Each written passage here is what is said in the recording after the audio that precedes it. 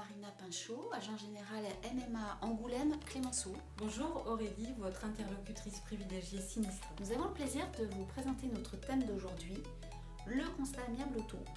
Comment bien remplir un constat amiable auto? La première étape très importante, c'est de renseigner la date et le lieu de l'accident. Vous devez indiquer s'il y a des blessés ou non et préciser s'il y a des témoins, bien indiquer leurs coordonnées surtout.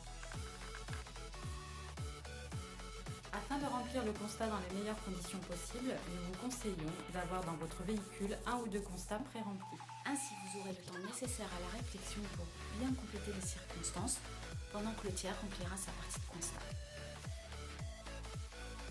Le point de choc peut être nécessaire pour déterminer les responsabilités.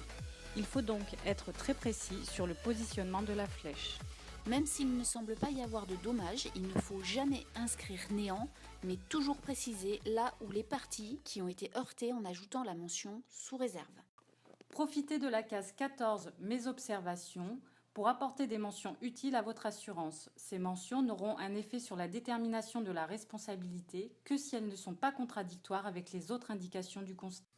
La colonne numéro 12, circonstances, c'est l'une des rubriques importantes, sinon essentielles, pour la détermination des responsabilités. Il est inutile de discuter des responsabilités avec le tiers. Ce n'est ni vous ni le tiers qui déciderez des responsabilités. En effet, la responsabilité dépend des informations fournies à l'assurance, notamment les croix cochées, le croquis et les observations. En cas de contradiction entre les croix et le croquis, ce sont généralement les croix qui sont prises en compte. Case 13. Le croquis ne doit être réalisé que s'il aide à la compréhension de l'accident. Surtout, n'oubliez pas de mentionner les notions de sens unique et les régimes de priorité. Vous devez commencer par dessiner les véhicules en précisant leur sens de circulation et ensuite ajouter l'environnement. Ne signez le constat que s'il est conforme au scénario de l'accident. Attention, après signature, vous ne pouvez plus faire de modifications. Si vous êtes en désaccord avec le tiers, ne signez pas le constat.